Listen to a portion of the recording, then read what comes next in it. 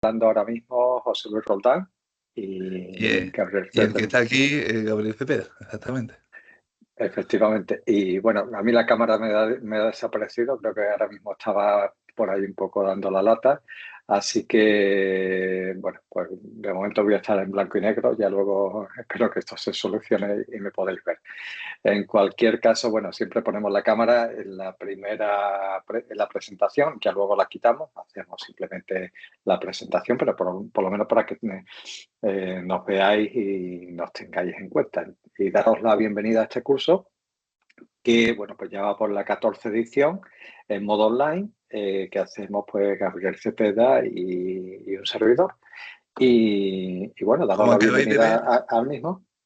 sí, como acabáis Sí, de ver, todas las sesiones van a quedar grabadas, en el sentido de que, aunque podéis seguirlas ahora mismo, pero cuando terminen las sesiones, pues recibiréis en vuestros correos electrónicos unos enlaces y a través de esos enlaces podréis ver esta sesión durante un solo año, ¿de acuerdo? O sea,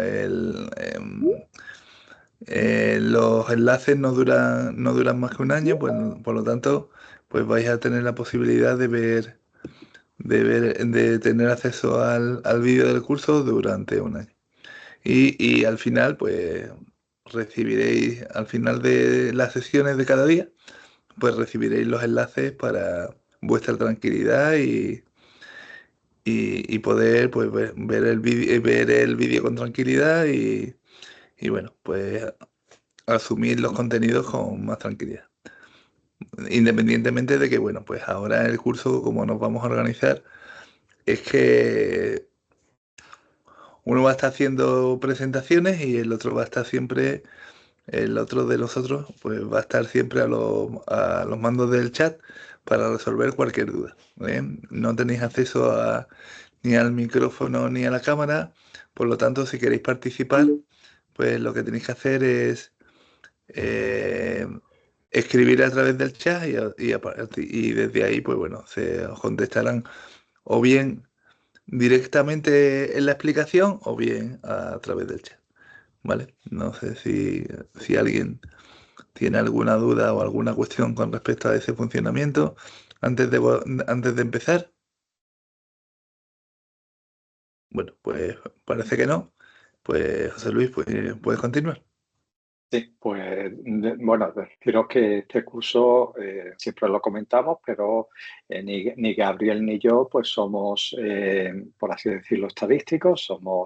tenemos nuestro doctorado en Administración y Dirección de Empresas y hacemos este curso desde un punto de vista de usuarios, es decir, intentamos trasladar y transmitiros los principales contenidos acerca de cómo usar la herramienta PLSSEN aplicado a vuestras investigaciones de la forma más amigable posible, a objeto de tener pues, la información más sólida, más fidedigna, las bases fundamentales para saber cómo aplicar la técnica, cómo interpretar los resultados, cómo reportarlos y, en definitiva, cómo escribir un artículo científico que pueda ser publicado en una revista de primer nivel. Esa es nuestra misión, ¿de acuerdo? Por lo tanto, nuestro lenguaje siempre va a ser un lenguaje que prime, por así decirlo, todo lo que es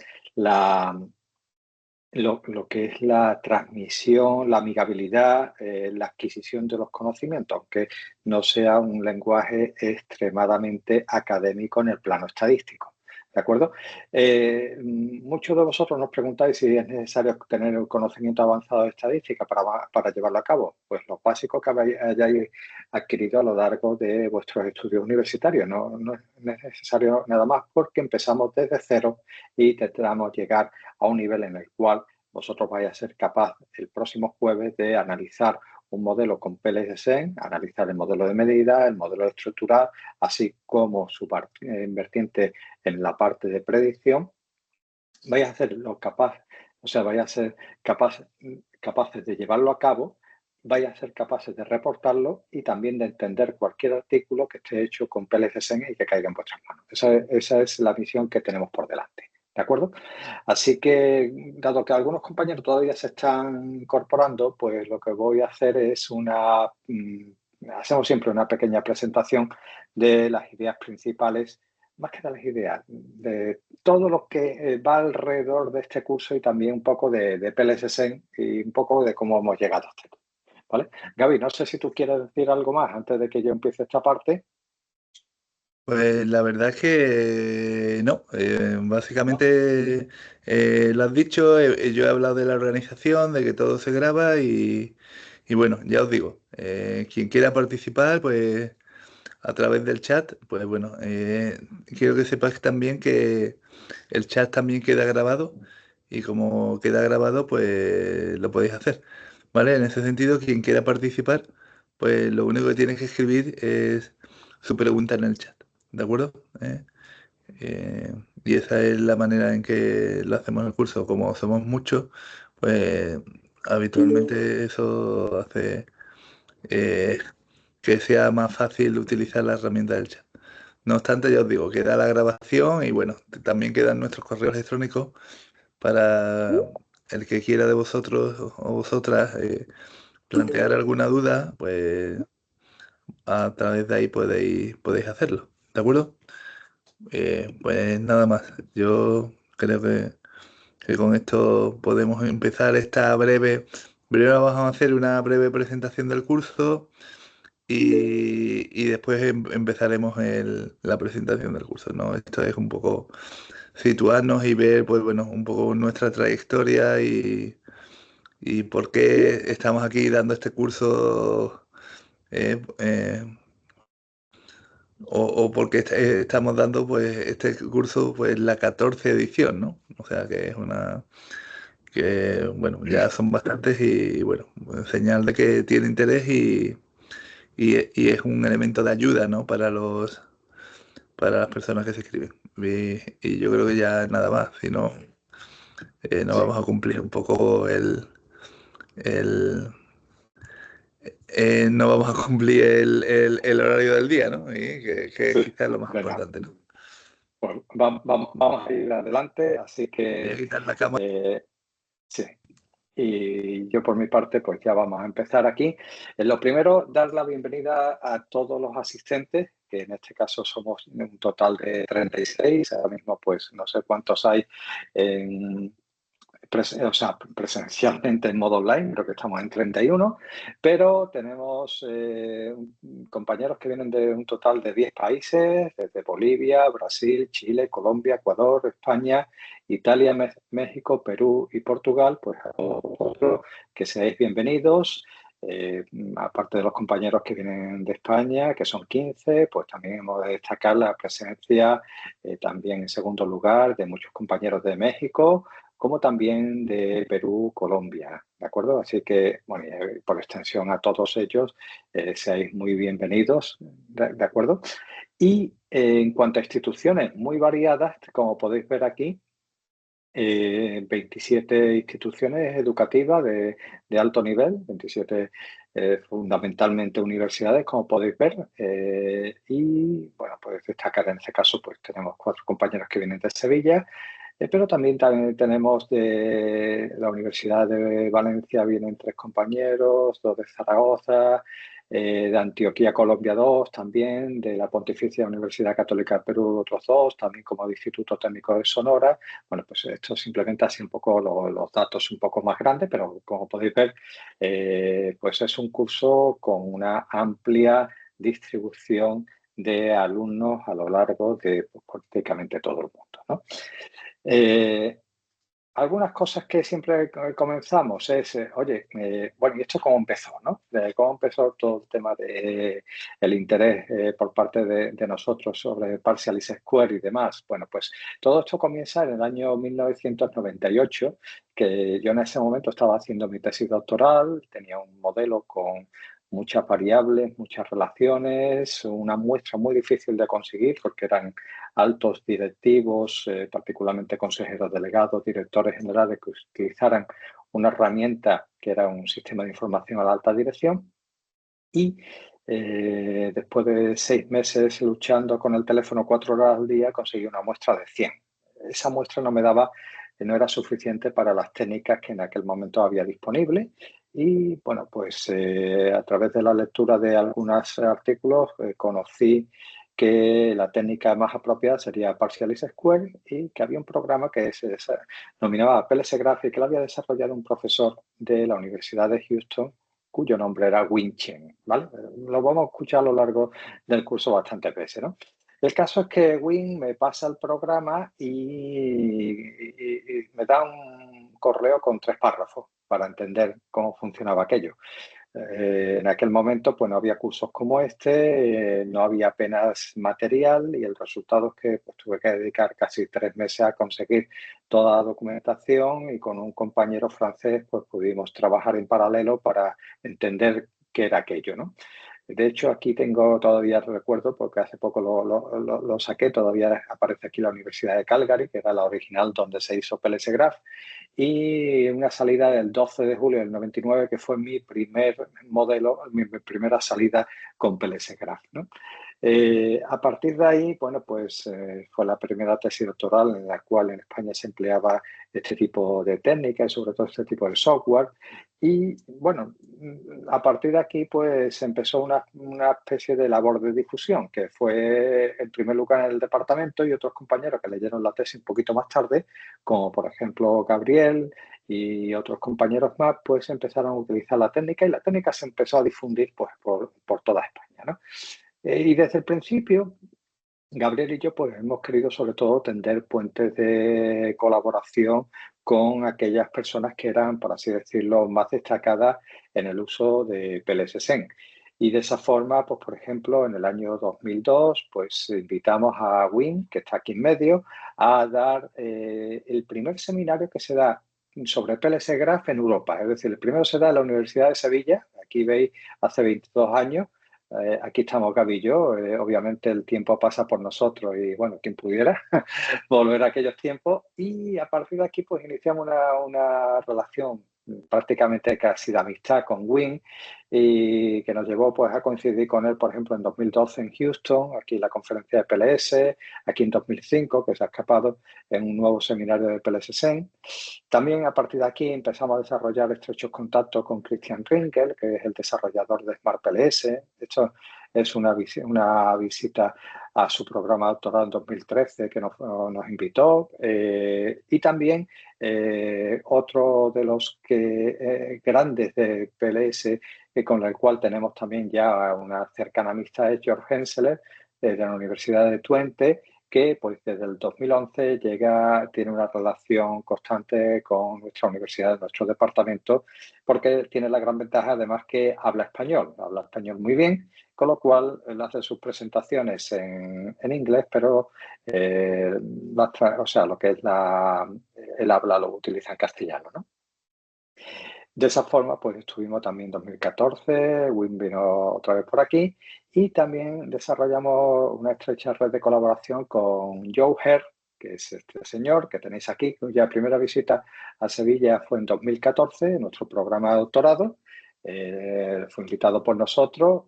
Tenemos que decir, si nos seguís, por ejemplo, en nuestras redes sociales, que esta semana pasada Joe Herr ha conseguido la imponente cifra de 500.000 citas en Google Scholar. Eso es algo que, bueno, muy pocos seres humanos pueden conseguir y, bueno, él lo consiguió, estuvo con nosotros en 2014 y no solamente en 2014, creo que en el 15 también. Y, de hecho, en algunas veces en el 2019, bueno, nosotros tenemos aquí en Sevilla un gran activo que es la ciudad, la cual es muy atractiva. Y en 2019 recuerdo que Joe nos escribió: oye, mira, que estoy en Lisboa, ¿por qué no organizamos algo? Y me acerco por allí y me invitan a una cerveza, cosas que hicimos con mucho gusto. Y bueno, pues aquí lo tenemos en la Universidad de Sevilla.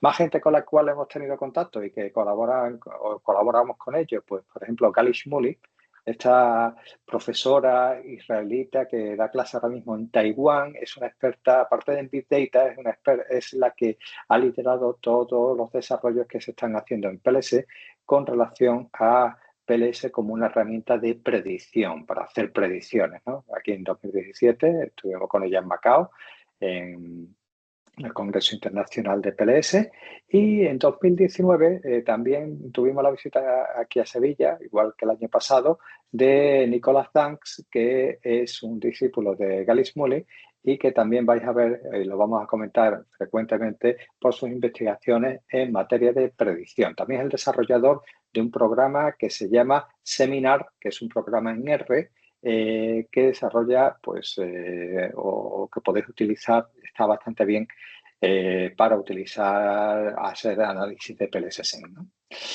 Más gente del mundo de PLSSEN, bueno, Jackie Chi o Jackie Chea, uno de los máximos exponentes de la escuela malaya, ahora mismo trabaja en East Anglia, en Reino Unido, va a estar en Sevilla el mes que viene. Y bueno, una producción científica brutal, trabaja mucho, un tío también muy inteligente. O Enrico Chabolino, que también, bueno, pues ha estado con nosotros en septiembre aquí en Sevilla. Y aquí tenéis Henson Wang. Henson Wang lo conoceréis sobre todo también, o lo vais a conocer porque es el desarrollador de un programa que es GSCA, que de hecho es un programa como PLS basado en componentes con unas características especiales, ¿vale? Y de hecho su software es libre, podéis bajarlo porque es libre y gratuito, GSCA Pro. Prácticamente todo lo que he comentado para PLS puede ser luego aplicado al ámbito de GSCA, ¿vale? Más contacto, pues Nicole Richter, que, bueno, pues Nicole Richter sobre todo ya está ahora mismo tiene muy importante sus aportaciones, sobre todo por el desarrollo de una técnica paralela que es NCA, ¿de acuerdo? La cual se aplica en conjunción con PLSS. De hecho, una de las cosas que vamos a hacer para nuestro seminario avanzado de julio va a ser incorporar la explicación de NCA a nuestro seminario avanzado. Y aquí Christian Ringel, que estuvo el año pasado, en 2023, junto con Jackie y con Nicolás, ¿no? Bueno, esto para que le pongáis cara a, bueno, pues a buena parte de los que vamos a hablar, igual que aquí tenemos a George, que estuvo no el año pasado, este año, en 2024, estuvo aquí en Sevilla.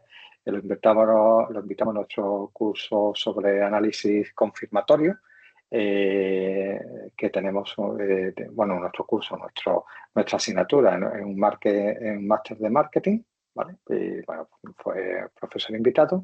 Y aquí podéis ver algunos de los seminarios que hemos hecho con WIM, pues en 2002, 2005, 2008, 2022.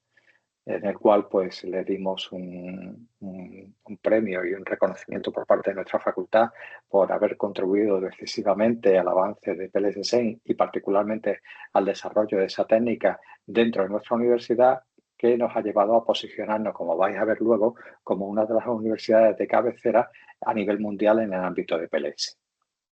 George lleva, pues ya os digo, desde el año 2011, como podéis observar aquí, y lo bueno de George, aparte de que hay muchas cosas que son buenas, uno de los principales exponentes de PLSSEN, es que nos suele dar en Sevilla algunos de los avances que luego se van a publicar. Por ejemplo, Partial Square consistente, PLSC.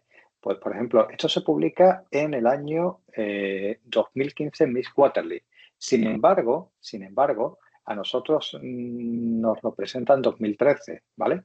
Igual que, por ejemplo, buena parte de la idea de compuestos que nos la desarrolla en 2014, o, por ejemplo, algunas cosas sobre el análisis multigrupo a nivel global también, que posteriormente fueron desarrollados por Klessel.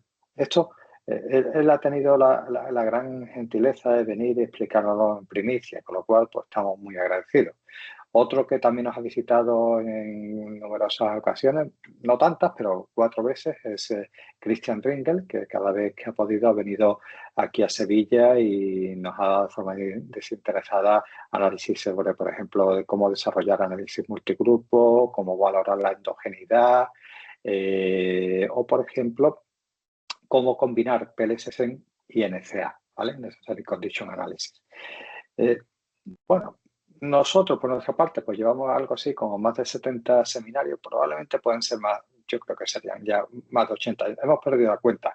En el plano profesional, básicamente empezamos en 2005, un poquito antes, pero con Gaby llevo desde 2005 dando cursos, pues, empezamos en Portugal y bueno, ya se nos ha perdido la cuenta de cuántos hemos realizado. Particularmente con el Centro de Formación Permanente de la Universidad de Sevilla empezamos en el 2013, hace 11 años. Aquí veis algunos de los integrantes de aquel curso que los dimos en 2 sesiones. Y bueno, el máximo exponente fue en 2017, cuando llegamos a 114 participantes. Bueno, hay congresos con menos gente. Tuvimos que dividirlo en 2 aulas, aquí lo podéis ver, y bueno, pues fue una pasada. En aquel momento solamente hacíamos 2 ediciones, ahora hacemos 4, ¿vale? Ahora nos repartimos. Este fue prácticamente el último antes de la pandemia, que casi lo dimos de milagro, antes de ponernos un poco regular.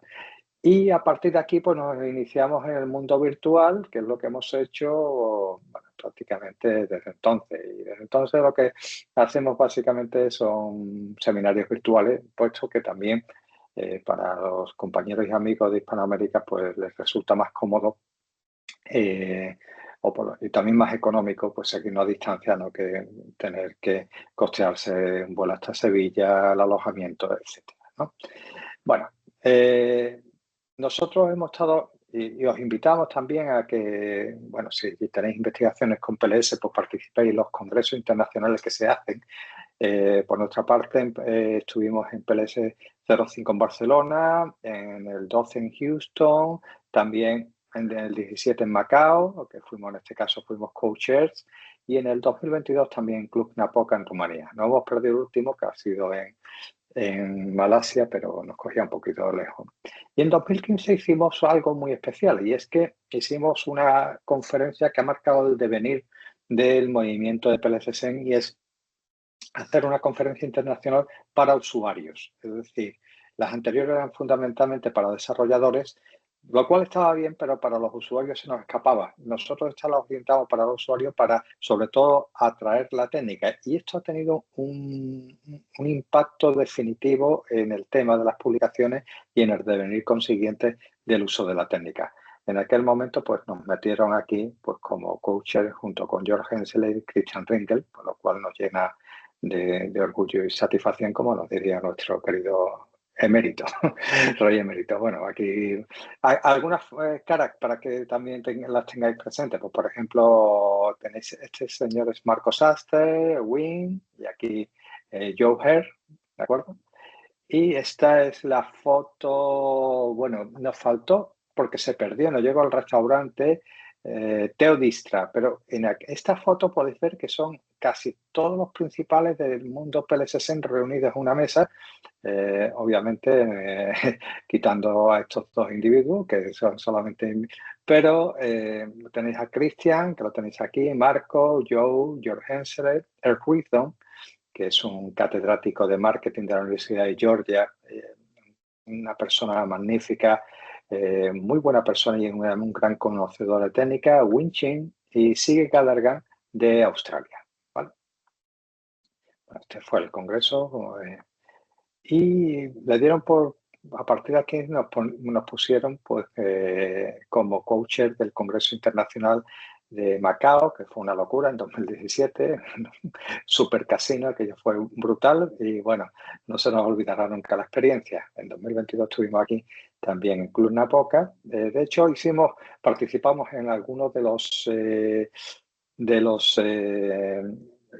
vídeos, preludios. Por ejemplo, aquí presentamos junto con Christian Nils, que lo tenéis aquí, pues todo lo que había, bueno, Christian Nils y Jackie, hicimos pues todo lo que había sobre mediación, moderación y sobre todo algo muy nuevo que es análisis de mediación condicional en PLS. Si lo queréis ver, aquí está el vídeo, os voy a reír un poco, sobre todo por nuestro nivel de inglés, ¿no? Pues aquí toda la tripulación española, aquí por ejemplo tenía Julen Guerrero, Julen Castillo, siempre Julen Guerrero era un futbolista. Julen Castillo es un amigo de la Universidad del País Vasco con el cual hemos traducido el libro de PLS al castellano, ¿vale? Y bueno, pues aquí está el homenaje que le dimos a Win en 2022, que asistieron Christian Ringel, asistió George Hensley, y aquí tenéis a un gran investigador que es Jason Thatcher, que fue presidente de la Asociación de Sistemas de Información y que, bueno, ahora mismo está en Colorado Boulder, y si lo seguís en LinkedIn es un tío muy inteligente con muchas cosas importantes que aportar en general, ¿no? Pero muy amigo de Wim, y nosotros en aquel momento lo invitamos al programa de doctorado y apareció por aquí, ¿no? Bueno, si queréis manuales, bueno, pues aquí tenéis la traducción al castellano de la segunda edición del manual básico de PLSS. Nosotros estamos aquí como traductores, allí aquí Julen, Gaby, un servidor, y por otra parte aquí del manual avanzado, ¿vale? Ambos están en castellano. Bueno, y la aportación que tiene nuestra versión es que tiene un montón de pies de página que son nuestra colaboración especial, donde añadimos información complementaria y más actualizada al contenido de los manuales, ¿no? ¿Por dónde andamos? Bueno, pues por ejemplo, este fue un análisis bibliométrico que lideró Enrico Chapolino y que se publicó en Social Indicator Research. Y por ejemplo, España, con datos de Web of Science, se encontraría en el cuarto lugar, ¿vale? Pero utilizando datos de Web of Science. En cuanto a número de artículos, ahora os voy a presentar algunos datos más nuevos. Yo creo que una parte de análisis se podría haber mejorado y demás, pero por ejemplo, si utilizamos datos de Scopus, que esto lo he hecho esta mañana mismo, podéis ver cómo va la evolución de las publicaciones en PLSSEN, ¿de acuerdo? Pues a nivel mundial, haciendo un análisis. Esto es simplemente PLS Partially Square o PLSSEN o PLSPM, la búsqueda, en donde en Business Management, Computer Science, Social Science, Economic, Decision Science y Psychology. ¿Vale? El resultado, pues si se publica con PLSSEN, pues aquí tenéis. O sea, este gráfico responde cualquier pregunta. Fijaros cómo es a partir, bueno, nuestra conferencia se hizo en 2015 y cómo a partir de aquí ya empezamos a ver un crecimiento prácticamente de carácter exponencial, ¿no?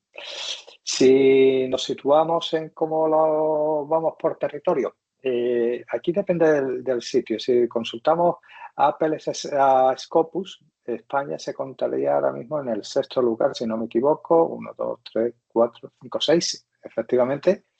Países con un gran volumen como China o India, pues obviamente ocupan posiciones destacadas, pero en nuestro caso es el primer país europeo en aplicar la técnica de Partial Square en volumen, con lo cual, bueno, pues, lo cual nos alegra, ¿de acuerdo? Si lo hacemos, por ejemplo, esta mañana hice la misma búsqueda, los mismos campos, quizás el Computer Science lo quité fuera, pero con Web of Science, ya sabéis que las bases de datos de Web of Science son un poquito más restrictivas, podemos encontrar cómo en realidad estaríamos en el mismo lugar casi que el análisis que mostraba Enrico Chabolino. Es decir, nos encontraríamos en cuarto lugar, puesto que las revistas de Web of Science tienen como un mayor nivel, ¿no? ¿Vale? Entonces, ahí lo tenéis, en cuarto lugar. Y otros países que tengo aquí señalados, sobre todo por compañeros que están aquí presentes, pues Portugal estaría en el puesto 16, ¿vale? Brasil, nuestra compañera Paula, que aunque sabemos que es de origen de nacimiento argentina, pero ahora mismo trabaja en Brasil, pues estaría en el 19. Y si nos preguntan otros compañeros que están aquí presentes, de otros países de Iberoamérica, pues por ejemplo México se encontraría en el 36, Colombia en el 40, Perú en el 45, ¿vale? Y Chile en el 81. Pues también Ecuador en el puesto 61 con pues, 48 artículos científicos en Journal Citation Report, más que en Web of Science, ¿vale? Con lo cual, bueno, pues sí que es verdad que se ha observado, el año pasado hice una presentación para México y, por ejemplo, en México sí se está observando ahora mismo un crecimiento bastante grande, o sea, un crecimiento en los últimos años, ¿no? Bastante alto. En cuanto a universidades, pues estaríamos en un noveno puesto en la Universidad de Sevilla, considerando todas, pero si utilizo simplemente web, no lo he querido poner aquí, pero con el mismo análisis con Web of Science, la Universidad de Sevilla estaría la segunda. Es decir, iríamos en primer lugar pues esta Universidad de Malasia, que ahora mismo pues, lidera las publicaciones, pero bueno, pues estaríamos ahí, con lo cual nos hace tener una posición. Dentro de España hay una posición destacada utilizando datos Scopus, y luego tenemos compañeros que están aquí presentes, que vienen de Valencia. En Valencia tenemos magníficos amigos que emplean la técnica, tanto en Valencia como también en la Politécnica de Valencia, ¿vale? En ambos casos también compañeros de Castilla-La Mancha lo han empleado bastante, Granada, que creo que también aquí hay compañeros de Granada, Extremadura, bueno, pues estas serían las principales universidades que lo emplean a nivel de español. Y lo que más nos gusta a nosotros es ver que compañeros que han asistido a nuestros cursos publican con PLS en revistas de alto nivel, ¿vale? Por ejemplo, Information and Management, pues Francisco Líbana es uno de los que ha asistido. Josune Sainz de la Universidad de Deusto también, por ejemplo, fue una de las primeras que organizó cursos de PLS a los cuales nos invitaron, ¿vale? Compañeros aquí de la Universidad de Sevilla, o por ejemplo, Reyes González de la Universidad de Alicante, ¿vale? Aquí en International Journal of Information Management, que es la primera revista por factor de impacto en el área de sistemas de información.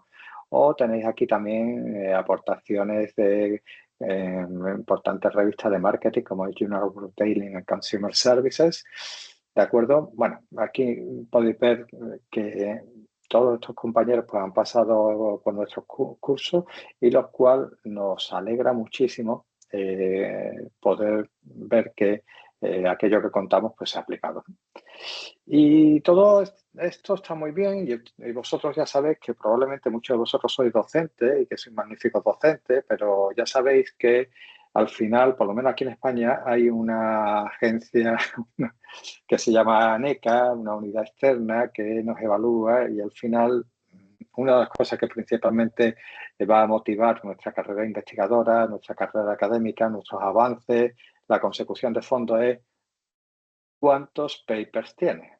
Por lo tanto, tomamos aquí un cartel de una revista un cartel de una película española, esta era Carmina o Revienta, pues más bien que es Publica o Revienta, ya que lo que queremos es que no estéis en esta situación, es decir, aquí el pobre Paco, me llamo Paco y no tengo un JCR y estoy en un grupo de autoayuda. JCR es aquello del Journal Citation Report.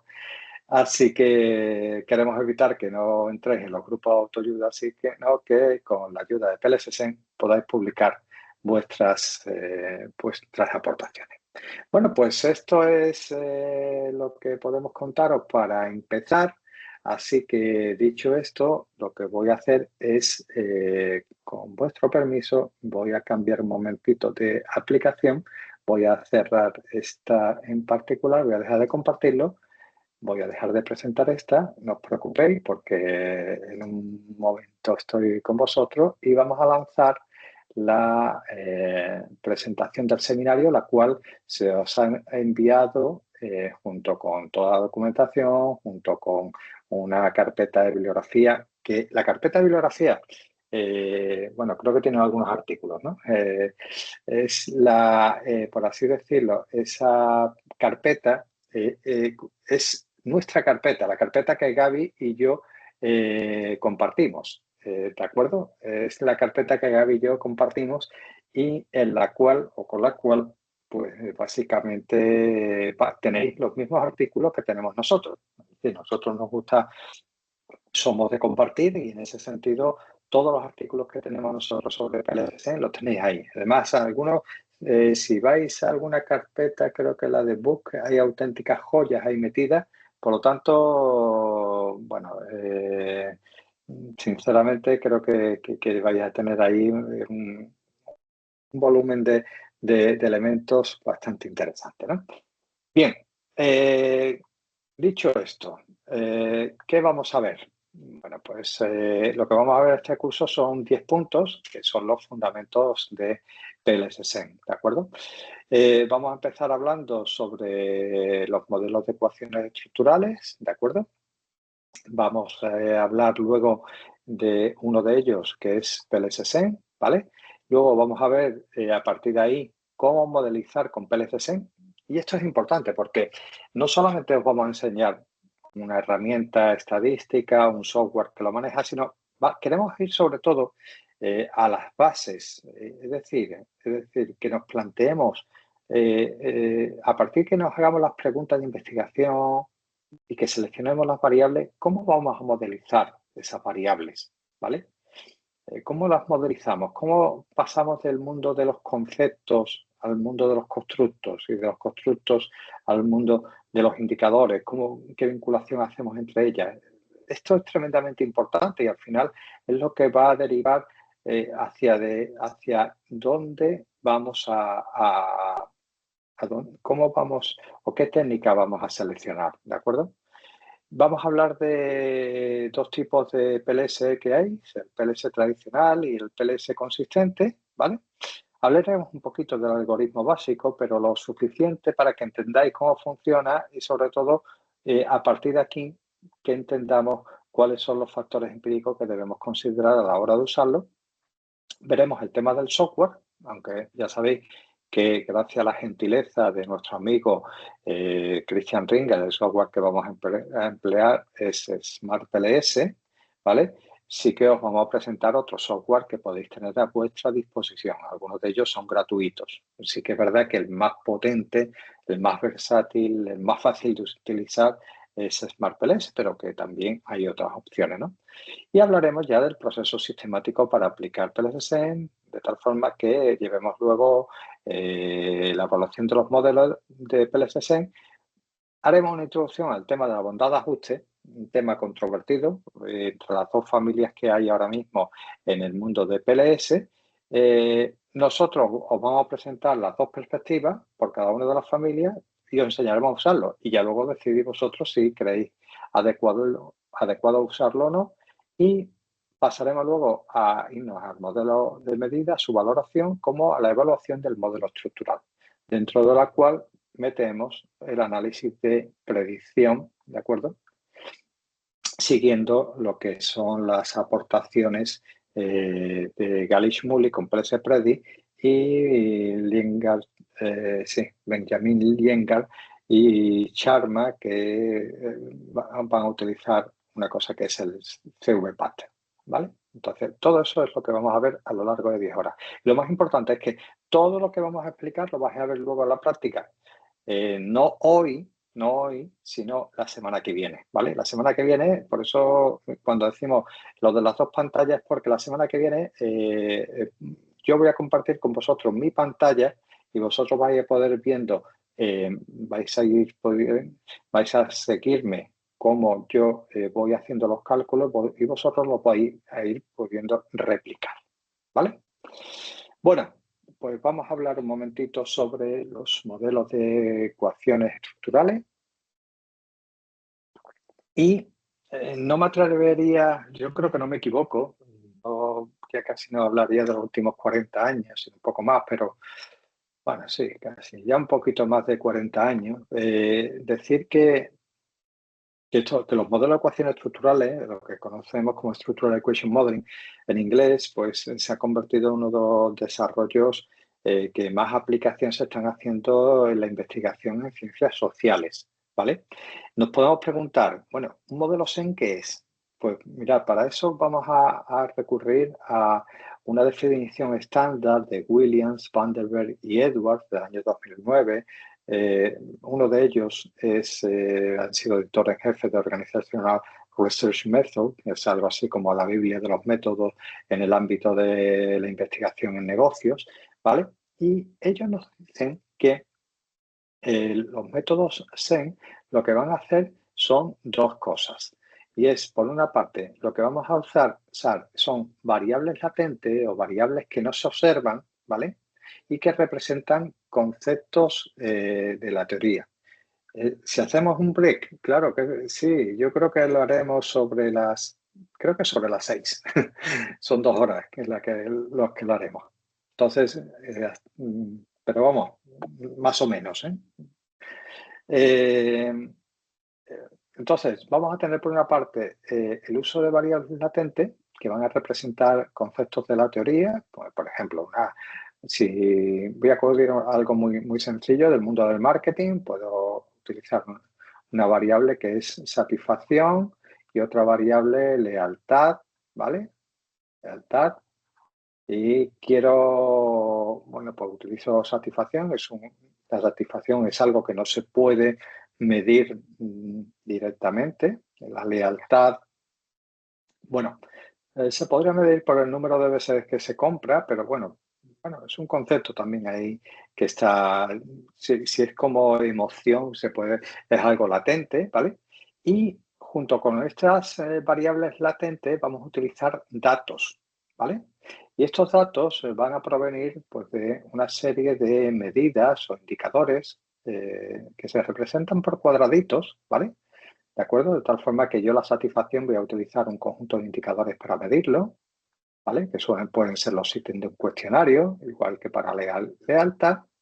Y a partir de estos datos que provienen de esos indicadores, por ejemplo, ya digo que pueden ser los ítems de un cuestionario, pueden ser indicadores que se obtienen de bases de datos secundarias, de donde sea. En el caso que de ahí se obtienen los datos, lo que vamos a utilizar esos datos como entradas para llevar a cabo un análisis que nos permita, por así decirlo, obtener una evidencia acerca de las relaciones que planteamos entre las variables latentes. Es decir, de tal forma que si yo planteo una hipótesis de que un H1 que la satisfacción conduce a la lealtad, ¿vale?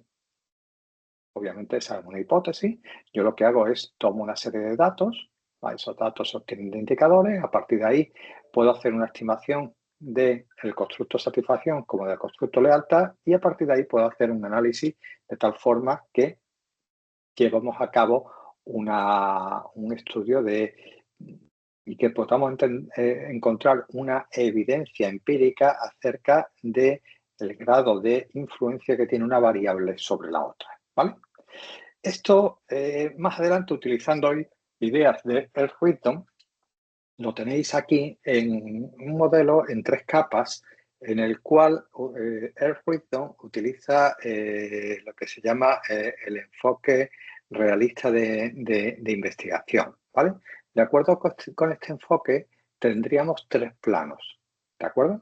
Estos 3 planos serían el plano de las variables conceptuales, que están en el mundo de la teoría, donde yo imagino o en el cual yo identifico variables que son importantes para mí y que quiero investigar la relación que hay entre ellas. Por ejemplo, imaginaros satisfacción y lealtad, ¿vale? Esto está en el mundo de la teoría, en el mundo de las ideas, ¿vale? Pero esas variables hay que llevarlas a la práctica, ¿vale? Hay que llevarlas a la práctica. ¿Y qué hacemos? Pues las llevamos a la práctica utilizando constructos, ¿vale? Que son una forma de operativizar esas variables, ¿de acuerdo? De tal forma que esta variable conceptual satisfacción la tenéis aquí a modo de constructo y lealtad la tenéis aquí, ¿de acuerdo?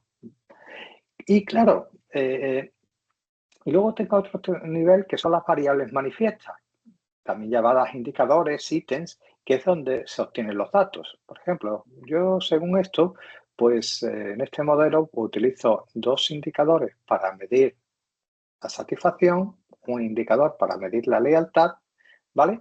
Y utilizando una serie de reglas de correspondencia, una serie de operaciones matemáticas, lo que hago es operativizar el constructo satisfacción y el constructo de lealtad a partir de los datos que obtengo aquí. Y a partir de esos datos yo tengo una evidencia empírica acerca de cuál es la relación entre estas variables, satisfacción y lealtad, y me van a permitir detectar si esa relación es estadísticamente significativa distinta de cero.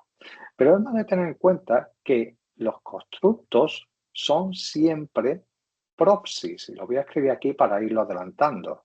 Son siempre proxies, son siempre aproximaciones de los conceptos teóricos. Es decir, un constructo lo que hace es ni más ni menos, o más que lo que hace, un constructo no es más que el resultado de aplicar una serie de reglas de correspondencia u operaciones matemáticas a una serie de datos, de tal forma que a partir de ahí yo estimo el constructo, ¿vale? Pero eso no significa que el constructo sea igual a aquello que yo aspiro a medir. Aquí hay un gap, ¿vale? Y aquí hay otro gap. Y esto, ya sea el método que utilicéis, vais a encontrar un grado de separación entre lo que estamos midiendo y lo que es, ¿vale? Entonces, ese es el mundo en el cual nosotros vamos a ver, y como podéis observar, aquí estamos trabajando ya con elementos de filosofía de la ciencia, utilizando, por ejemplo, el realismo científico. Si fuerais, o si fuéramos, que no lo somos, pero si fuéramos, por ejemplo, de la escuela positivista pura, un positivista puro, esto no existiría, ¿vale? Para un positivista puro esto no existiría, solamente existiría este nivel y este nivel, ¿vale? Pero nosotros nos situamos dentro del punto del realismo científico y seguimos a Earl Rhythm y trabajamos con 3 niveles. Y estos 3 niveles, prácticamente todas las escuelas de PLSSM son las que lo siguen. Bueno, si acudimos a nuestro amigo Wynne, bueno, pues vamos a poder observar que tenemos, por así decirlo, 2 antecedentes o 2 tradiciones de las cuales derivan los modelos de ecuaciones estructurales. De una parte vamos a tener la perspectiva denominada perspectiva econométrica. La perspectiva econométrica se empeña, por así decirlo, en predecir variables dependientes a partir de un conjunto de variables antecedentes, utilizando herramientas como, por ejemplo, la regresión. Yo tengo, por ejemplo, una variable dependiente, ¿vale? Vamos a llamarle X, y aquí vamos a utilizar como independiente A, B, C y D, ¿vale? Y yo lo que intento es predecir X a partir del comportamiento de A, B, C y D, y me da una R cuadrado y unos coeficientes beta sub I, ¿vale? Como si fuera un coeficiente de regresión, no como si fuera coeficiente de regresión estandarizado, ¿vale? Pero claro, aquí ¿qué pasa? Estos cuadraditos, ¿por qué pongo cuadraditos? Porque son variables que se miden directamente, ¿vale? No son conceptos abstractos, no son variables no observables, son variables directamente observables, ¿vale? Entonces, esta es la perspectiva econométrica. Y luego tenéis el enfoque psicométrico, ¿vale? El cual se basa, o sobre todo se ha basado en análisis factorial, ¿para qué? Para modelar variables latentes o variables no observadas, las cuales se pueden inferir a partir del comportamiento de un conjunto de medidas observadas o indicadores. Es decir, siempre con el enfoque psicométrico ha intentado identificar la existencia de variables, imaginaros como la satisfacción, ¿vale? Variables como la satisfacción, las cuales es algo que no puedo ver, es decir, si yo, por ejemplo, vosotros sois mis clientes, yo hoy os estuviera viendo en vídeo, quizá podría interpretar por vuestras caras vuestro nivel de satisfacción con nuestro curso, pero no es algo evidente. Incluso no tenéis, por así decirlo, un termómetro en la frente que diga 97% de satisfacción, 3% de satisfacción. No lo sé. ¿Vale? ¿Qué es lo que hago? Pues lo que haría es utilizar medir la satisfacción a través de una serie de indicadores, de alguna escala validada, ¿vale? En la cual, pues, por ejemplo, utilizándole análisis factorial, podría observar que esos indicadores van tomados de la mano, de tal forma que podría decir que esos indicadores son un reflejo del concepto satisfacción que está ahí, ¿vale? Entonces, imaginad, si yo utilizo una combinación de ambas cosas, ¿qué puedo hacer? Pues puedo hacer lo siguiente: utilizar variables no observables, X, Y, Z, cada una de las cuales se mide por una serie de indicadores, que son las rayitas estas. Bueno, para simplificar lo voy a poner aquí, y entre las cuales puedo establecer relaciones casual predictivas, como podéis ver aquí. De aquí podéis ver la unión de esas 2 tradiciones, la perspectiva econométrica y la perspectiva psicométrica, y cómo las 2 conjugadas dan lugar al movimiento SEM, al movimiento de modelos de ecuaciones estructurales. Deciros que el modelo SEN, bueno, pues para investigación social ha sido tremendamente útil, ¿vale? Muy útil y se ha usado bastante, ¿de acuerdo? ¿Y por qué? Porque en ciencias sociales buena parte de los conceptos que nosotros trabajamos son no observables. Es decir, por ejemplo, nosotros, Gaby y yo, pertenecemos al mundo de los negocios, pero aquí, por ejemplo, conceptos como la satisfacción de clientes, la cultura de una organización, el rendimiento de negocio, son variables que no se pueden observar directamente. Piensen en el rendimiento del negocio, por ejemplo, como el tema, ahora mismo una de las variables que se está trabajando mucho en investigación en empresa, que es el rendimiento sostenible. El rendimiento sostenible se mide por medio del rendimiento económico, como rendimiento social y rendimiento medioambiental. Y el rendimiento económico se mide con muchas facetas, desde la innovación, cuota de mercado, crecimiento de ventas. Es decir, no es algo que sea directamente observable. ¿Cómo puedes operativizar y utilizar un concepto como ese? Utilizando SEN, ¿de acuerdo? Utilizando SEN. Entonces, nosotros tenemos la gran ventaja de que saber utilizar SEN y lo que va a hacer SEN es que en un único análisis sistemático integrador va a poder o se van a poder valorar dos cosas. Por un lado, el modelo de medida, que lo pintamos aquí en azul y nos referimos a esto que está en azul, ¿vale? Que son las relaciones que existen entre los indicadores y el constructo, ¿vale?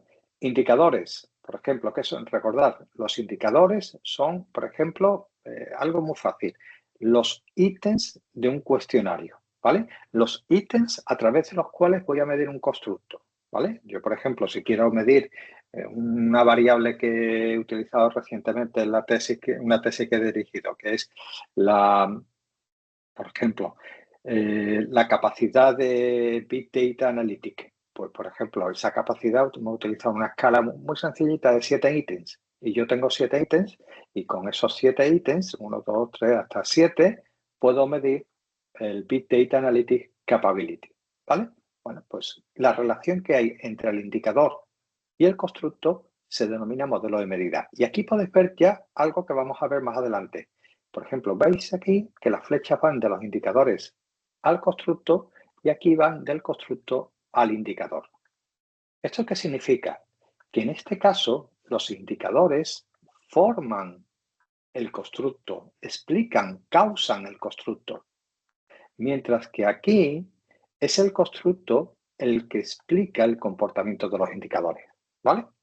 Os voy a hacer sin quemar mucho de lo que luego comentaré, una explicación muy sencilla. Pensad en un concepto como es la ebriedad, ¿vale? La borrachera.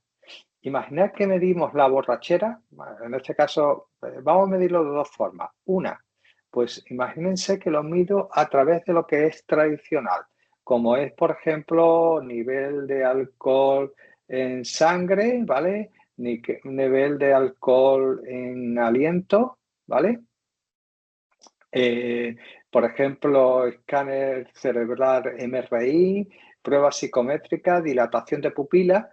Todas esas pruebas nos dicen que si la persona está ebria, estos indicadores que he estado comentando van a ir tomados de la mano, ¿vale? Es decir, tú tienes una tasa de alcohol de 1 gramo, hablando en aliento, en sangre, es distinto. Pues si tú tienes un grado de ebriedad, pues eso te lo va a reflejar un alcoholímetro que tú sople, te lo va a reflejar un análisis de sangre, te lo va a revelar una serie de pruebas psicométricas a las que tú apliques, porque vas a ir cada vez peor, te van a aplicar un escáner cerebral MRI y se va a observar. Es decir, todos esos son un reflejo, ¿vale? Pero ¿qué ocurre si yo, por ejemplo, mido el nivel de alcoholismo como número de copas, por ejemplo, que te tomas de cerveza, por ejemplo, copas de licor, tipo whisky, ¿vale? O copas de vino. En realidad, en este caso, estos indicadores lo que están haciendo es causar el estado de embriaguez, ¿vale? Y es más, no necesitan, como podéis pensar, no necesitan ir correlacionados, no necesitan ir tomados de la mano. En ese sentido, yo puedo perfectamente haber alcanzado un nivel de ebriedad muy alto tomando simplemente chupitos de whisky, ¿vale? Pero no he probado ni la cerveza ni el vino, ¿vale? O quizás sí, ¿vale? Pero no es una condición, ¿vale? Sin embargo, aquí en estos vais a ver que el estado de embriaguez lo que hace es reflejarse en los distintos indicadores. Esto lo vamos a ver con más detalle luego y luego nos vamos a parar, ¿vale? Pero esto tiene, ya adelantando aquí a Jaime, tiene consecuencias muy importantes que lo vamos a ver luego. Por lo tanto, ¿qué nos van a permitir los modelos SEM? Pues, por ejemplo, vamos a poder modelizar relaciones entre múltiples variables predictoras. Vais a ver también que por así decirlo, los investigadores tienen, por así decirlo, una serie de... yo creo que tienen alma de poetas, porque lo que hacen es aplicar al mismo término, a la misma idea, aplican etiquetas distintas, ¿no? Entonces, por ejemplo, podemos utilizar variables predictoras, independientes, exógenas, antecedentes, que no están aquí, y variables criterios, que también se le llaman dependientes o endógenas. Es decir, yo puedo pintar un modelo como este, que sería imposible de pintar o hacerlo de una sola vez, por ejemplo, por ejemplo, en regresión. Podría ser un modelo como de este tipo, con 4 variables. Fijaros, podría hacer este tipo de relaciones, ¿vale? Ese modelo lo puedo testar en SEN. Sin embargo, ese modelo no podría ser testado de una sola vez en un modelo de regresión. Aparte de que, obviamente, cada una de estas variables, de los circulitos, estaría medido por indicadores distintos, ¿vale? ¿Qué cosas podemos hacer también? Pues como hemos dicho antes, puedo tener variables latentes, que las voy a mostrar como círculos, y las cuales se pueden medir por medio de una serie de indicadores, ¿vale? Que sería otra historia, ¿vale? Eso es otras cosas que hago. También modelizo el error. ¿En qué sentido? Por ejemplo, modelizo el error, pues aquí. ¿Eso qué es? Pues esto es error. Es decir, si la idea es que parece ser que esta variable NU2 explica Y1, ¿vale? Pero aquella parte de comportamiento que no explica, perdón, esta es Z2. La parte de comportamiento que ETA2 no explica, que es error, ¿vale? La parte de comportamiento de ETA2 que no es explicada por ETA1, fijaros que aquí hay una relación causal en este sentido. Ese es el término de perturbación que estáis viendo aquí. Igual que si empleo este tipo de medidas, hay un error en esta parte, por si hay algún indicador, por ejemplo, de alcoholismo que se me acaba, que no lo he tenido en cuenta, ¿no? ¿Vale? Entonces, pues fijaros, también modelizamos el error. Y también hacemos un test estadístico que nos va a permitir contrastar con datos empíricos sus posiciones teóricas. Es decir, si yo imaginar que esto fuera, por un lado, por un momento dado, satisfacción y esto fuera lealtad, y yo lanzo una hipótesis H1 más que diga que el nivel de satisfacción influenciará o influye positivamente en el nivel de lealtad del consumidor, yo puedo a lo mejor obtener a partir de este análisis un coeficiente, por ejemplo, un coeficiente PAS de 0,4 y que es estadísticamente significativo con 3 estrellitas, ¿vale? Y yo podría decir que con estos datos empíricos, pues la satisfacción influye en el nivel de lealtad, ¿vale? Bueno, pues cosas como esas son cosas que podemos hacer con los modelos de ecuaciones estructurales, ¿vale?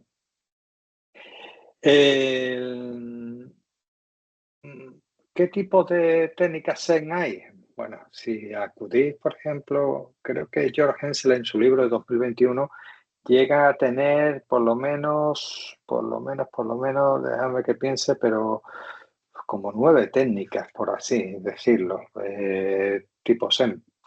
Es un poco complicado, ¿no? Pero Básicamente una distinción que todo el mundo admite y que es fácilmente entendible es la que distingue entre pues, aquellos métodos que están basados en el análisis de la covarianza o en el uso de factores, que en este caso es CBC, o Covariance Based Structural Equation Modeling, cuyo representante, por así decirlo, o que es fácilmente conocido por software del estilo como, por ejemplo, Listrel, Amos, EQS o Ramona, o por ejemplo, en el mundo de R, Lavan, ¿vale? Todos esos, por así decirlo, son métodos basados, o M+, por ejemplo, también, algunos de los referentes en software más potentes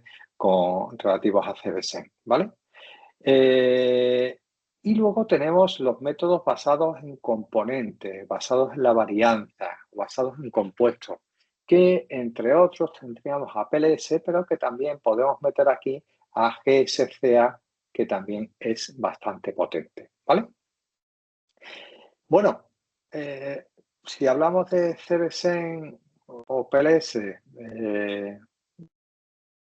¿qué diferencias hay? Hay muchas, ¿vale? Hay muchas. Y aquí nunca nos vaya a escuchar decir, ni a Gaby ni a mí, que uno es más importante que el otro. Eso nunca nos lo vaya a escuchar decir, ¿vale? Depende a qué circunstancias. Es decir, aquí nosotros adoptamos una perspectiva contingente, completa. Depende a qué circunstancias se aplique, uno puede ser mejor que otro, ¿vale? Pero depende de las circunstancias. En cualquier caso, lo que sí es verdad es que tienen objetivos distintos. Me explico. Por ejemplo, si habéis trabajado con CBSEN, con un Amos, con un Liefeld, con un EQS, ¿qué es lo que se busca cuando aplicas un análisis de CBSEN?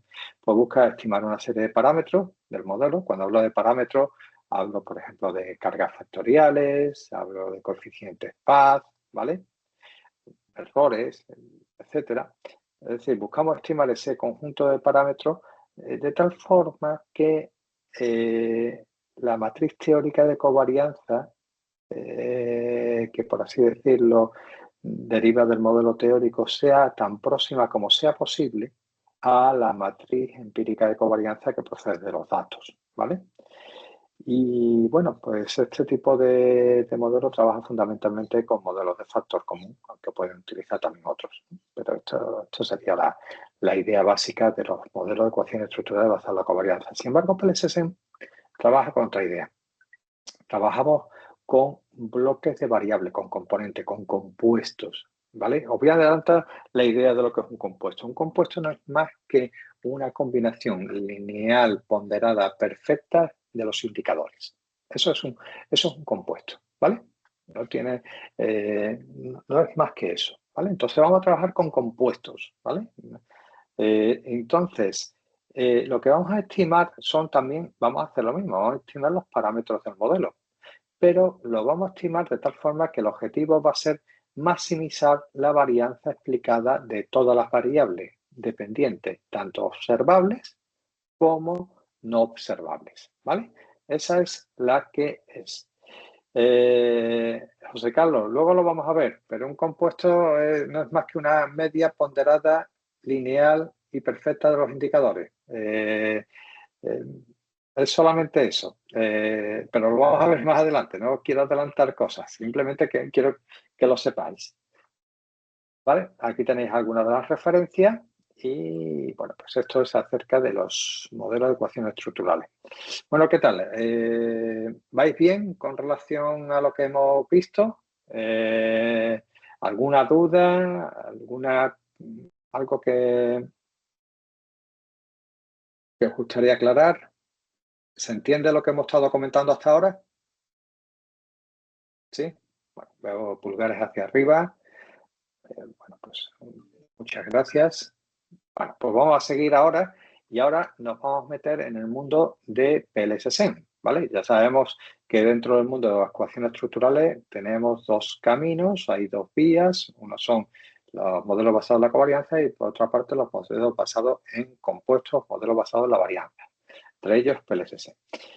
Y una de las cosas que queremos comentar desde el principio es con qué propósito podemos utilizar PLS, porque queremos desmontar algunas de las cosas que vais a encontrar por ahí.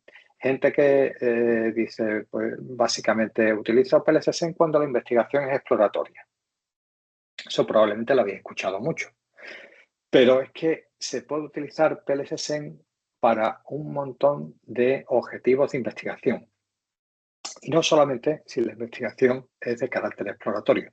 De hecho, podemos utilizar PLSS para, por ejemplo, llevar investigación confirmatoria, ¿vale? Es decir, podemos testar teorías completas y comprender esas relaciones causales entre las variables, ¿vale? Donde tenemos un modelo con distintos conjuntos de variables, ¿de acuerdo? Apoyados con un marco teórico muy fuerte e hipotetizamos ese modelo para determinar si las relaciones que, por así decirlo, explicitamos de acuerdo con el marco teórico se cumple y si el modelo se confirma, ¿vale? Incluso podemos testar hipotetizar relaciones que podemos poner un valor fijo, como por ejemplo 0. Es decir, podemos proponer la no existencia de una relación directa en un modelo de mediación, cosas como esta. Esto es en la investigación confirmatoria, que es el nivel de investigación causal más alto. Pero puedo también hacer un nivel un poquito más suave, que es la investigación explicativa, ¿vale? La investigación explicativa, ¿qué es lo que intenta? Pues la investigación explicativa es, por ejemplo, tengo una variable dependiente y tengo 4 variables antecedentes y trato de conocer cómo la variable dependiente es explicada por un conjunto de variables antecedentes. Eso es investigación explicativa, ¿vale? Por ejemplo, yo una investigación una tesis doctoral que dirigí y la investigación lo que buscaba era qué tipo de valor cultural era más importante para fomentar la agilidad organizativa en empresas de tecnologías medias y altas, ¿vale? Entonces tenía 4 tipos de valores culturales y con esta investigación pues era una investigación de carácter explicativo, ¿vale? De tal forma que determinaba qué valor era más importante fomentar para que hubiera agilidad, segundo, tercero, cuarto lugar, ¿vale? Pero también me podría servir para investigación exploratoria. Pues claro que sí, también. En la investigación exploratoria, ¿qué hacemos? Pues salimos a explorar. Es como ir a buscar setas al campo. ¿Y qué te vas a encontrar? Pues no lo sé qué me voy a encontrar. Pero lo importante es que seamos consecuentes, ¿vale? Porque cuando voy a buscar una investigación exploratoria, lo que voy a buscar es una rápida identificación de potenciales relaciones entre variables, ¿vale? De tal forma que buscamos que a partir de los datos intentamos generar conocimiento. Pero si hacemos investigación exploratoria, lo que no podemos hacer es cosas que Gaby y yo muchas veces nos encontramos. Te dicen, pues uso PLS porque mi investigación es exploratoria, pero sin embargo te encuentras que la investigación tiene un marco teórico, te encuentras que la investigación hace una identificación clara de variables de acuerdo con la literatura y además establece hipótesis que luego el autor confirma o señala que no se confirma. Eso no es hacer investigación exploratoria, eso es hacer investigación causal, ¿de acuerdo? Por lo tanto, cuando se hace una investigación exploratoria, incluso no hacemos ningún tipo de hipótesis. Si queréis conocerlo, creo que está en el lote, pero no lo vamos a enviar. Un artículo que hicimos Gabriel, un servidor, junto con un compañero de marketing, Jesús Sánchez Franco, en el cual partíamos de datos, más de, creo que eran 47.000 datos liberados de Yelp sobre hoteles de negocios en Las Vegas, y a partir de ahí lo que nos propusimos, la única variable que conocíamos, que queríamos conocer el nivel de calidad de la relación, ¿vale? El nivel de calidad de la relación. Esa es la única variable dependiente. Y de hecho lo que hicimos es aplicar Sentiment Analysis, una variante del Big Data, para trasladar lo que eran explicaciones cualitativas, porque trabajamos con datos cualitativos, en elementos cuantitativos, y a partir de ahí identificamos variables, y a partir de esa identificación de variables identificamos y llevamos a cabo un análisis de qué variables eran más importantes para predecir, pero no había hipótesis, ¿vale? Y claramente decíamos que la investigación era de carácter exploratorio, ¿vale? Jaime dice si causal es igual a explicativa. Causal es investigación, te lo voy a decir del siguiente modo. Investigación confirmatoria e investigación explicativa están bajo el paraguas de investigación causal. ¿De acuerdo? Esto es la opinión de George Henseler, de tal forma que otros autores, por ejemplo, no diferencian entre confirmatoria y explicativa, que es el caso de, por ejemplo, de Joe Herr, Christian Ringel y Marcos Aster. Pero sin embargo, George Henseler sí que señala que por investigación causal se puede entender tanto investigación confirmatoria como investigación explicativa. Un paraguas un poco más amplio. ¿De acuerdo? Habría también investigación descriptiva, aquella que se concentra en determinar un valor para las variables que estamos utilizando en el modelo. ¿Me explico? Os pongo un caso. Yo colaboré con unas compañeras de economía y nuestra variable dependiente era el nivel de corrupción de países. Utilizábamos datos secundarios de distintas bases de datos y teníamos un modelo teórico que explicaba el nivel de corrupción, y lo que obteníamos era de los 100 y poco países que teníamos datos, era al final conseguíamos obtener un índice de corrupción, ¿de acuerdo? De tal forma que nos permitía jerarquizar a los países de menor a mayor corrupción, ¿de acuerdo? ¿Eso qué es? Eso es investigación descriptiva, ¿vale? Eso es investigación descriptiva. Eso se hace también, por ejemplo, con el European Customer Satisfaction Index, que lo que nos permiten es obtener el índice de satisfacción del consumidor para las empresas que participan ahí, y tú con ese índice puedes tener un valor y hacer un ranking de cuáles son las empresas que son, por así decirlo, o que las empresas que tienen un mayor nivel de satisfacción de los consumidores, ¿vale? Entonces, en estos casos, estos índices son los valores cuantitativos que cada uno de los casos obtienen para las variables no observables o constructos que se aplican en el modelo. Y finalmente podemos también obtener investigación predictiva, que la predictiva, esto es una de las líneas bastante nuevas, es hacer predicciones usando nuevos datos que no se han empleado, por ejemplo, para testar el modelo, ¿de acuerdo? De tal forma que lo que vamos a hacer es evaluar en qué medida el modelo tiene la capacidad para generar nuevas predicciones, ¿de acuerdo? Aquí la cuestión es ¿cuál es la capacidad que tiene el modelo para generar nuevas predicciones? Esto es importante, sobre todo muchos de vosotros o de nosotros que trabajamos en el mundo de la empresa, lo que hacemos luego son implicaciones prácticas.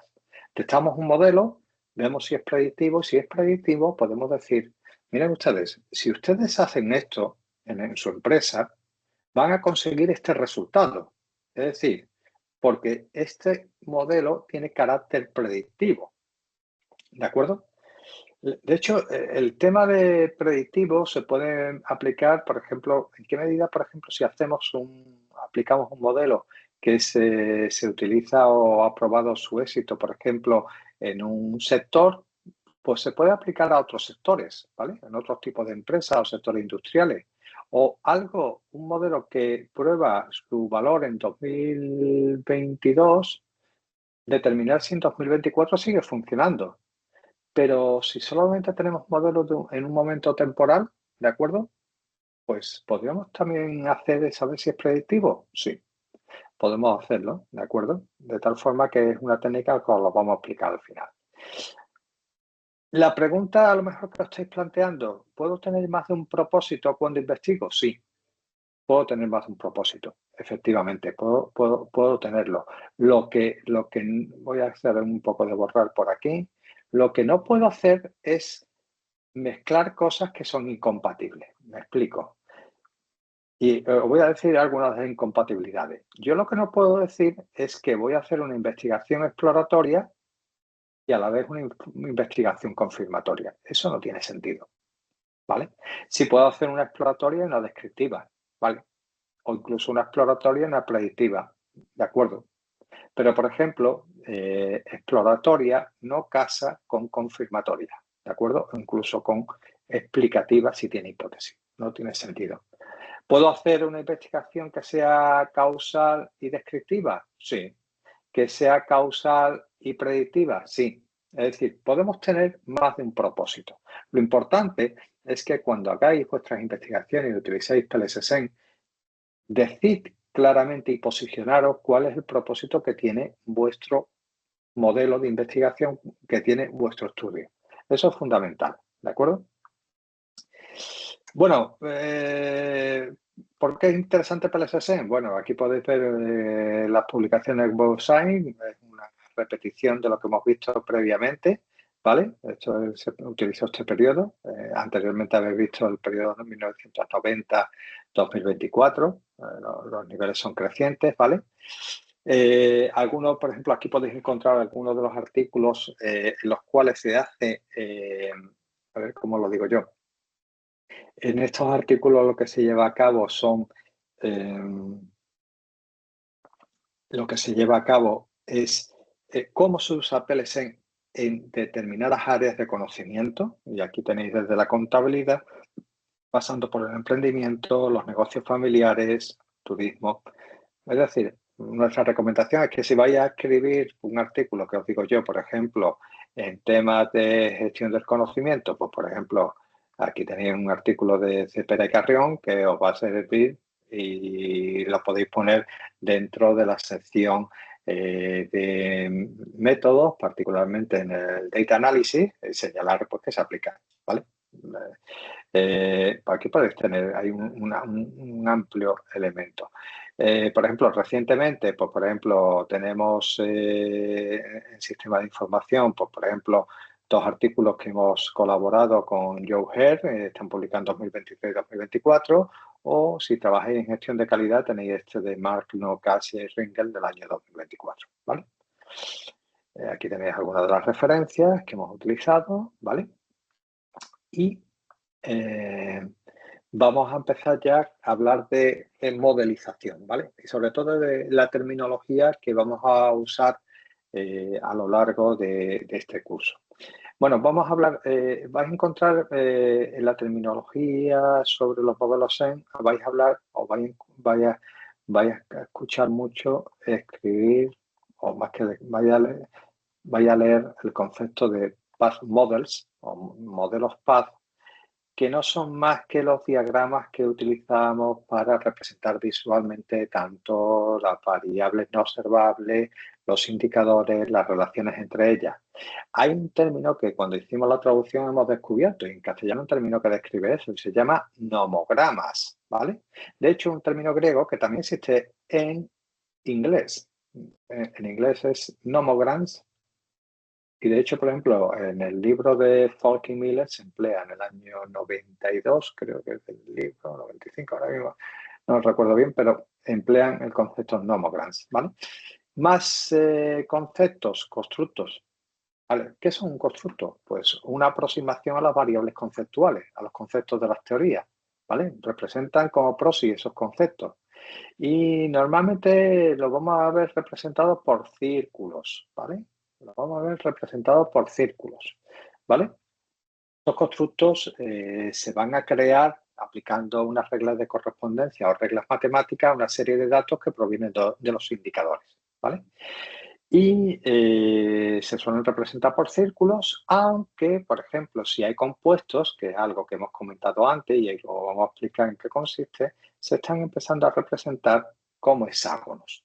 De hecho, programas como Adanco y, por ejemplo, como GSCA representan a los compuestos como hexágonos y así te quitas de problemas a la hora de pintarlos. Yo particularmente, como fundamentalmente trabajo con compuestos, y ya luego diré por qué, yo ya en mis dibujos lo que hago es pinto hexágonos, ¿vale? En SmartPLS por defecto aparecen círculos. Tú, si lo quieres cambiar a hexágono lo puedes hacer, ¿vale? Pero por defecto aparecen círculos. Luego tendréis los indicadores o las variables observables o manifiestas o medidas, que son los cuadraditos, que son nuestros ítems del cuestionario, por ejemplo, o indicadores que obtenemos de bases de datos secundarias, como puede ser Xavi, o un montón de bases de datos secundarias que hay por ahí y que se utilizan para análisis de muy variado tipo, ¿vale? Entonces, aquí tienen, como ponemos aquí, son los datos bases. Y estos indicadores se les llaman también variables observables, variables manifiestas, se les llaman medidas o se les llaman también, por ejemplo, ítems. ¿De acuerdo? Todos esos nombres reciben. Luego vamos a ver flechas. Flechas vaya a tener, depende, Jaime, luego lo vamos a ver. Me voy a adelantar. Algunos indicadores tienen error y otros no, como vas a poder ver aquí.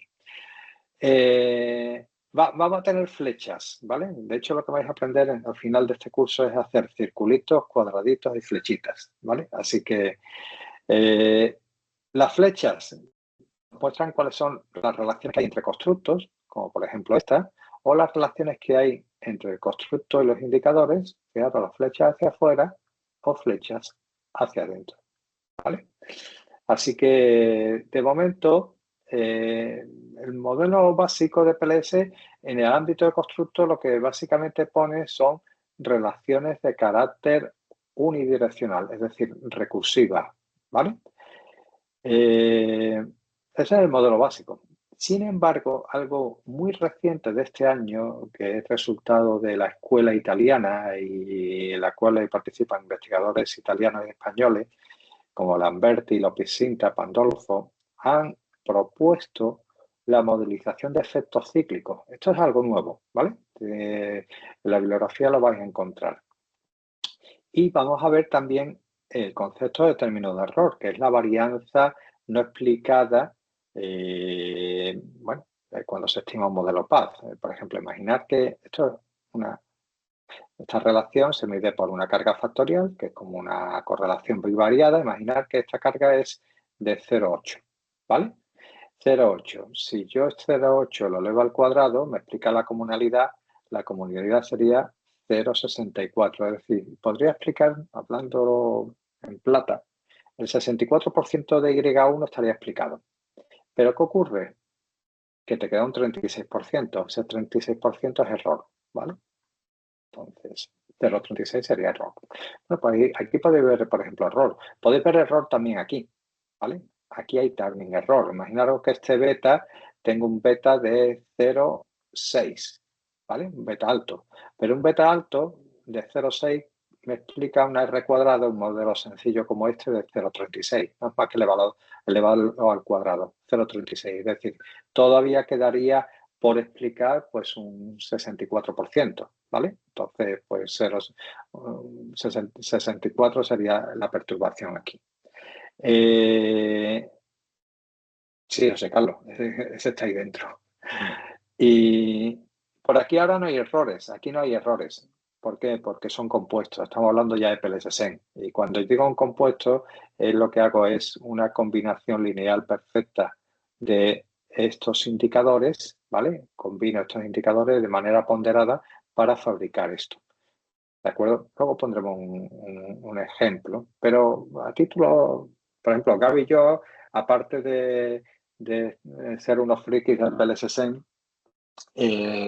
damos la misma asignatura.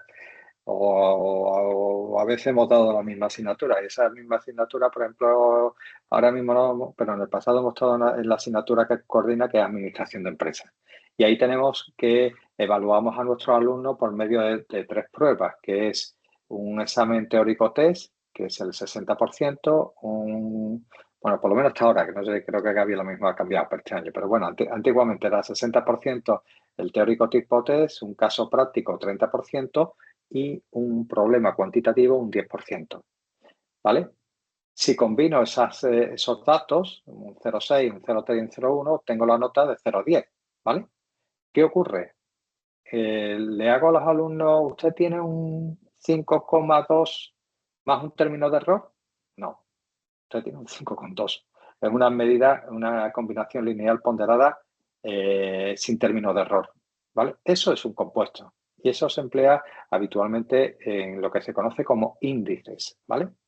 Y básicamente eso es lo que estima, y estima muy bien y mejor que nadie, PLSS, ¿vale? Entonces, bueno, por eso no veis aquí términos de error en este caso. Más cositas. El modelo estructural. Por modelo estructural vamos a comentar que es la relación que existe entre los constructos del modelo, ¿vale?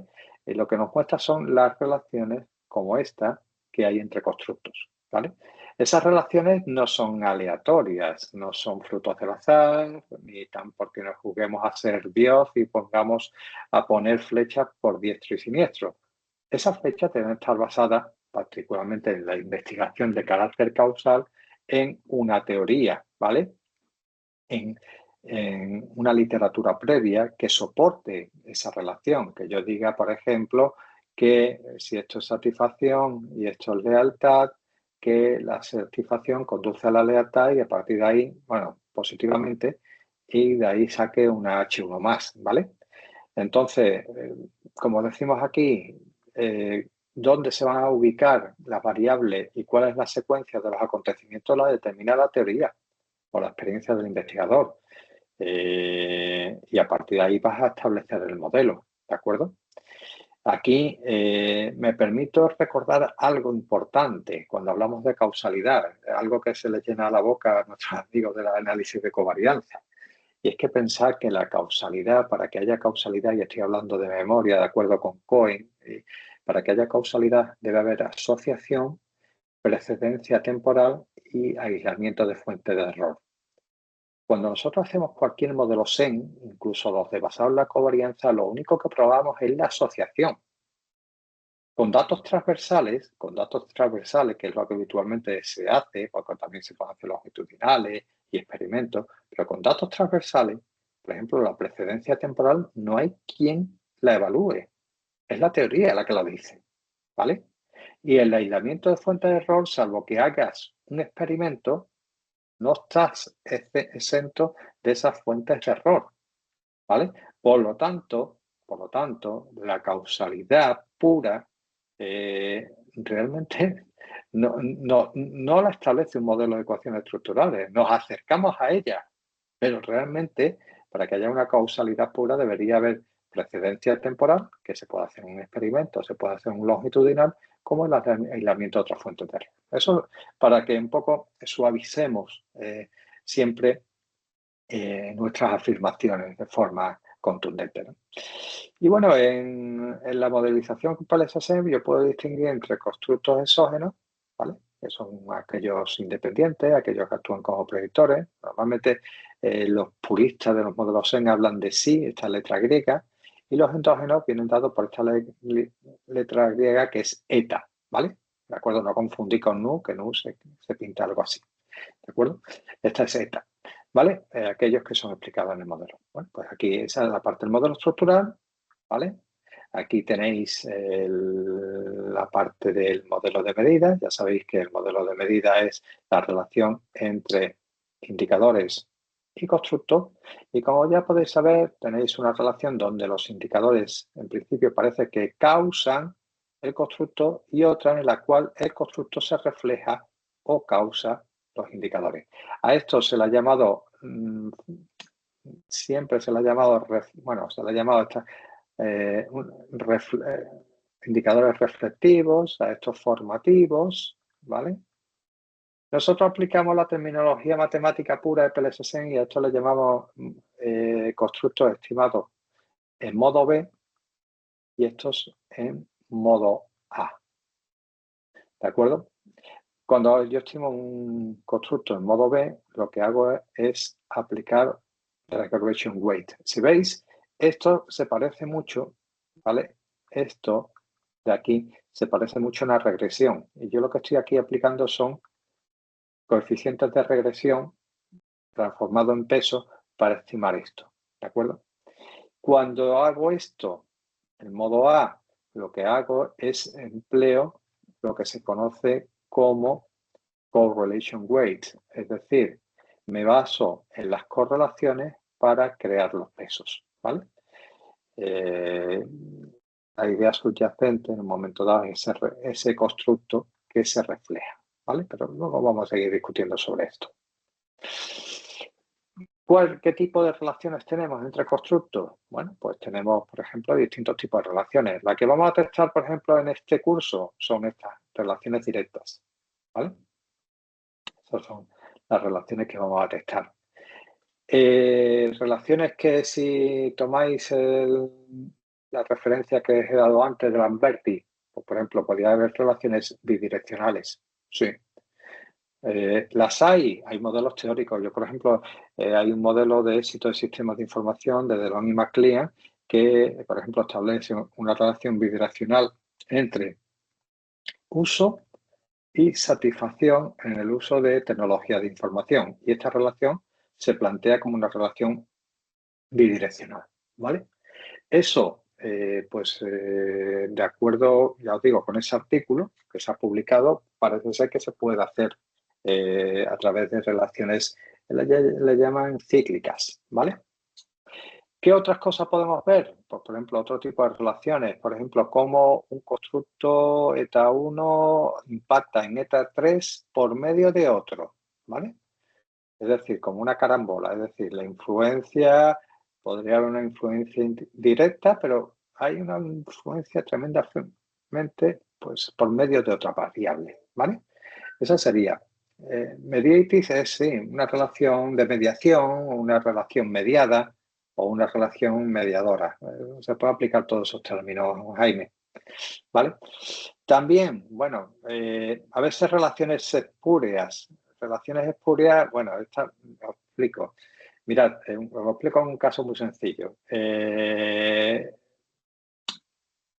Una relación espuria es la que hay entre, por ejemplo, en Estados Unidos se comprueba que están correlacionados el número de ventas de Forsyth para la nieve y el número de casos de cáncer, ¿vale? Claro, podéis pensar, puñeta, hay una correlación entre la venta de Forsyth, el número de Forsyth y los casos de cáncer. Y ahí tiene que, o sea, el que practique muchos deportes de nieve es un peligro. Y sabéis que esa correlación, lo primero que tenemos que abandonar es que correlación significa causalidad. En realidad, no están, hay una correlación, pero la correlación que hay entre ambas viene causada por una variable que se llama población. Y cuando aumenta cuando incrementa la población de un país, ¿qué hay? Pues aumenta el número de individuos que practican nieve y aumenta el número de cáncer porque hay más población. Y lógicamente ambos están correlacionados, pero entre ellos no hay ningún elemento de causalidad, ¿vale? Ahí como está Ana María está poniendo un gráfico que luego le echaré, pero eso es una relación espuria, ¿vale? Entonces, hay montones. Entonces, tened mucho cuidado siempre, porque el que ambos, sobre todo con análisis de Big Data, que señalen que algo esté relacionado, no significa que haya una causa-efecto, ¿vale? Algunas relaciones que también se pueden ver, pues por ejemplo, las relaciones moderadas, donde, por ejemplo, yo tengo esta relación entre eta 1 y eta 2 y esa relación se puede incrementar o decrementar, ¿vale? E incluso puede cambiar de signo, siendo de positiva a pasar a negativa, dependiendo de una variable moderadora. Esa variable moderadora lo que hace es incrementar o decrementar. Por poneros un caso, no lo vamos a ver porque eso se estudia en nuestro curso avanzado, pero os lo pinto. Por ejemplo, sería, imaginar, relación entre satisfacción, ¿vale? Y lealtad. La relación en marketing siempre sale positiva y creciente, ¿vale? Pero si analizamos como variable moderadora la edad, age, pues se observa algo que es muy evidente. Por ejemplo, si yo utilizo en color, no sé, morado, a los mayores, esa relación es así entre mayores, entre gente mayor, ¿vale? Pero entre la gente joven, por ejemplo, vamos a ponerla en verde, esta relación tiene esta pendiente, es más débil, ¿vale? Normalmente es positiva, ¿Por qué? Pues por ejemplo, porque la gente más mayor es más renuente al cambio y los jóvenes son pues, más proclives a cambiar. ¿Está usted satisfecho con su operador de móvil? Sí, pero si me viene otro y me hace una oferta, enseguida me cambio. A mi madre ya la puede llamar el de Más Móvil 20.000 veces a las 3 de la tarde que no se cambia de telefónica ni muerta. Entonces, son cosas que pasan, es decir, los mayores son más renuentes al cambio. Entonces, esa relación entre satisfacción y lealtad está mucho más presente, mucho más fuerte entre personas mayores que entre personas jóvenes. Eso es una relación de moderación. Es decir, si utilizáis toda la población, claro, podrías decir, bueno, esta relación es tanto, pero una vez que uno comprueba que la población es heterogénea y se comporta de forma heterogénea, podemos matizar y podemos hacer un depende. De hecho, todos los estudios que se hacen desde un punto de vista contingente, ¿vale? De la teoría contingente, lo que emplea son variables contingentes. Por ejemplo, la contingencia podría ser la edad, ¿vale? Pero, por ejemplo, en temas de diseño organizativo encontráis contingencias como, por ejemplo, el tamaño de la empresa.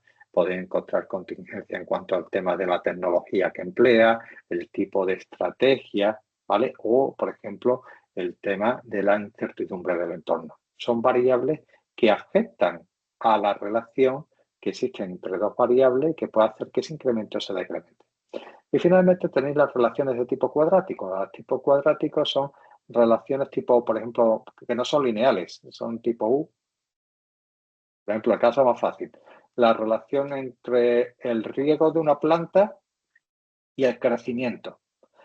Vale, empiezas al principio, si riegas poco la planta, pues la planta lo pasa mal, empiezas a regar, la planta empieza a crecer, pero llega un momento que como te pases del riego de la planta empieza a decrecer porque se pone mustia y muy probable que se te muera por exceso de agua, ¿vale? Una relación tipo cuadrático, eso se estudia con una relación de tipo cuadrático, ¿vale? ¿Esas se pueden estudiar en PLSSM? También se pueden estudiar, ¿vale? Pero no lo vamos a ver en este curso, sino se ven en otros cursos. De cualquier caso, sí que si alguien está interesado, luego os puedo dar alguna referencia, ¿vale? Bueno, creo que todo lo que voy a comentar lo he dicho ya. Las direccionales están aquí, ¿vale? Por ejemplo, una bidireccional, ¿dónde podéis plantearlo? En GSFA. En GSFA podéis hacer un análisis bidireccional sin ningún problema, ¿vale? ¿Vale? Y en el artículo está el Lamberti, ¿vale? Aquí tenéis, por ejemplo, una relación que ellos le llaman en este caso cíclica, modelos causales, la relación entre el acceso físico, las habilidades digitales y el uso de Internet, ¿vale? Este modelito, ¿vale? Pero está claro que a partir del uso luego se aumentan las habilidades digitales y hay un aumento del acceso físico, ¿vale? Y esto sigue. Entonces, esto, pues por ejemplo, se ha testado pues, haciendo una aproximación que está en este artículo. Es todavía pronto para decir si esto está, por así decirlo, asentado o no, pero bueno, es un avance que tenéis ahí, ¿no? Aquí tenéis las relaciones indirectas, ¿vale? Como por ejemplo una variable X afecta a la variable Y por medio de una variable, en este caso, mediadora, ¿vale? Aquí tenéis, por ejemplo, cómo la reputación afecta a la lealtad por medio de la satisfacción, ¿de acuerdo? Si se pueden hacer todas las relaciones, pues, se pueden hacer las direccionales, las bidireccionales, las de mediación, las de moderación, eso sí. Y las otras, las de carácter cuadrático, creo que no, pero bueno. Las moderadoras, bueno, es que esto ya lo hemos comentado. Y ya no empezamos a ver si la modelización de COMPLSG, con qué propósito podemos utilizarlo.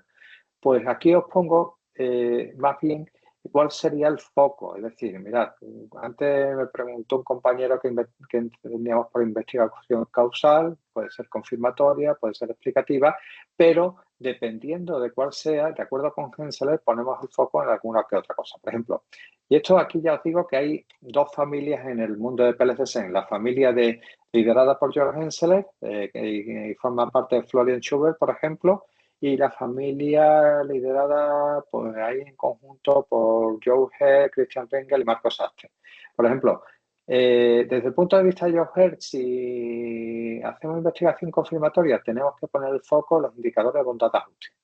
Sin embargo, esto se encuentra, vamos a decir que no propugnado, no postulado, no fomentado por la otra línea. De hecho, ellos dicen que si nuestra investigación es fuertemente causal, lo que tenemos que hacer es un test de endogeneidad a través de aplicación de Gaussian cópula para demostrar que por lo menos no se nos han pasado por alto variables importantes y que no hay la presencia de lo que se considera variables omitidas que pueden afectar sustancialmente a las estimaciones que hacemos, ¿vale? Entonces, eso poderlo tener en cuenta. Si hago investigación explicativa, ¿en qué me fijo? ¿Vale? El recuadrado, el test aquí, Gaussian cópula, y aquí tenéis las referencias, Hult et al, 2018 y demás. El recuadrado, por ejemplo, la inferencia estadística de las relaciones estructurales, de los coeficientes PAZ, F cuadrado, etcétera, ¿de acuerdo? Si hago predictiva, esto lo vamos a ver. ¿Qué utilizo? Pues PLS Predict y CVPAT, que eso sí lo vamos a ver en este curso. Si hacemos investigación descriptiva, donde pongo el foco son los scores, las puntuaciones, y eso os lo vamos a enseñar dónde se obtienen. Y si hacemos investigación exploratoria, lo que hacemos es buscar setas en el campo y lo que me fijo es la magnitud de los caminos estructurales, los coeficientes PAZ. Lo que sí que va a requerir luego es una investigación causal más potente para ver si eso funciona.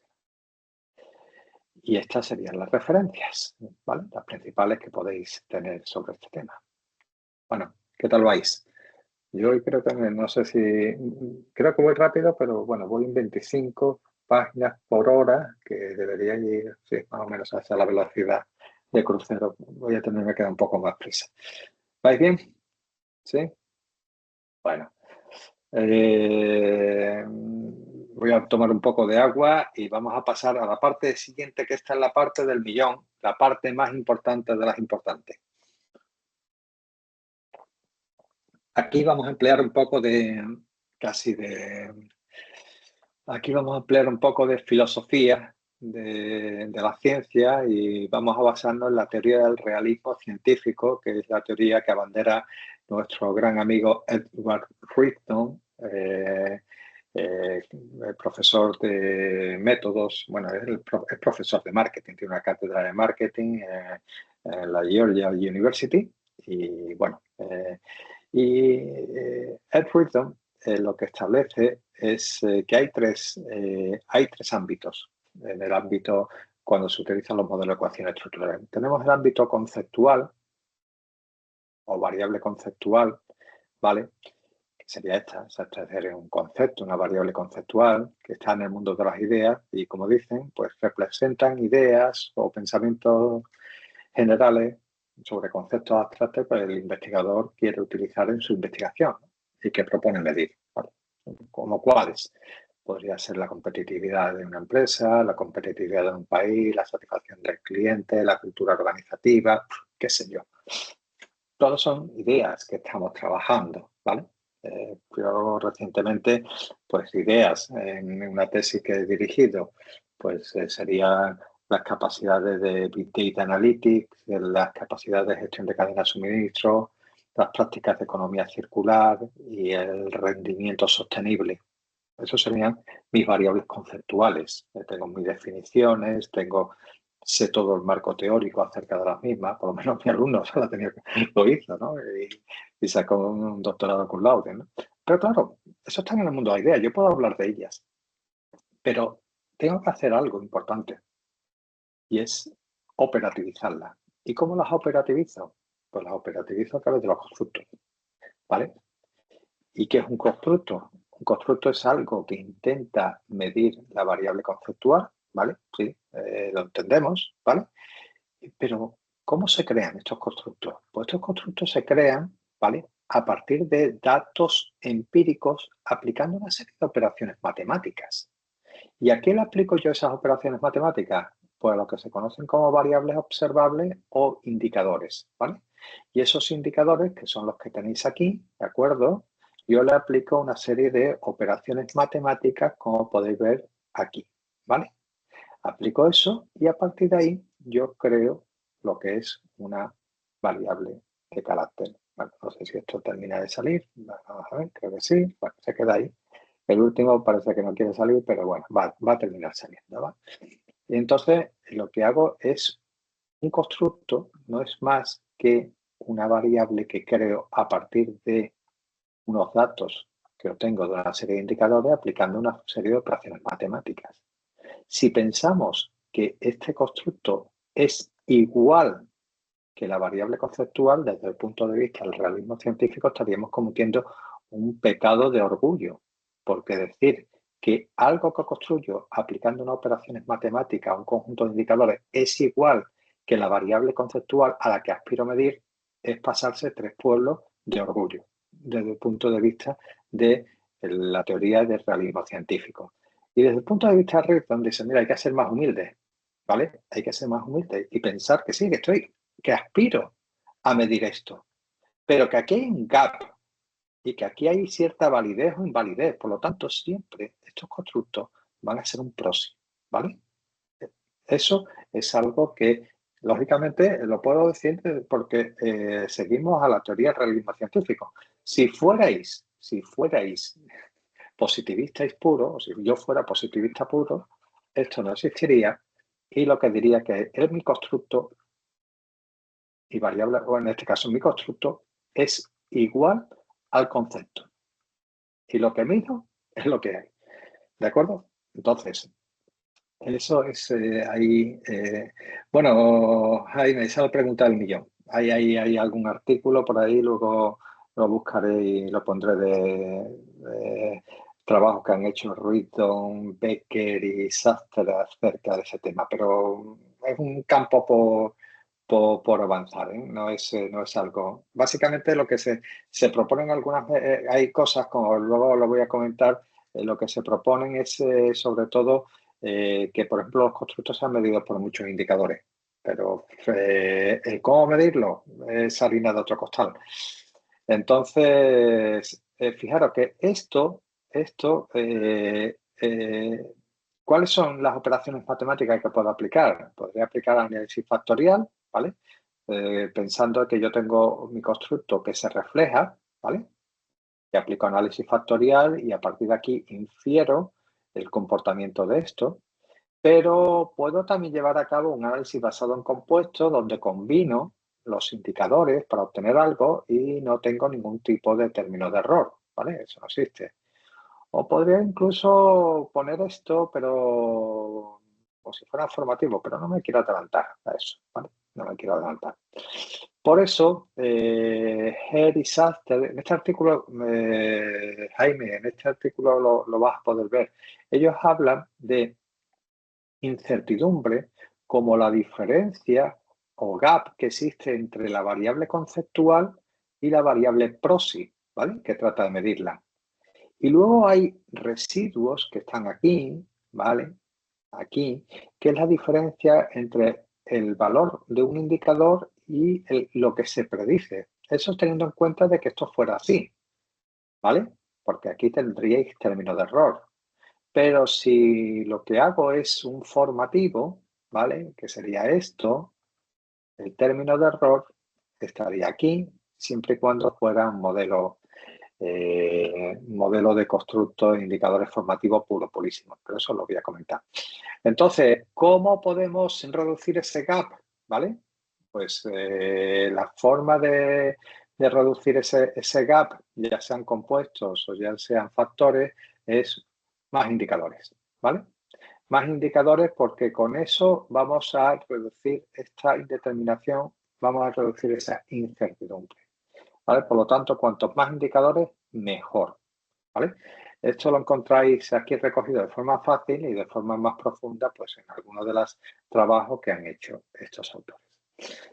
Y yo hoy voy a hacer un cambio con lo que es habitual y es que voy a establecer el descanso ahora. Aunque yo siga luego, Gaby, con la parte del modelo de medida y continuamos siempre con el mismo reparto, pero para no cansar mucho a nuestros compañeros, creo que lo más sensato sería hacer un break ahora, dar 20 minutitos, ¿vale?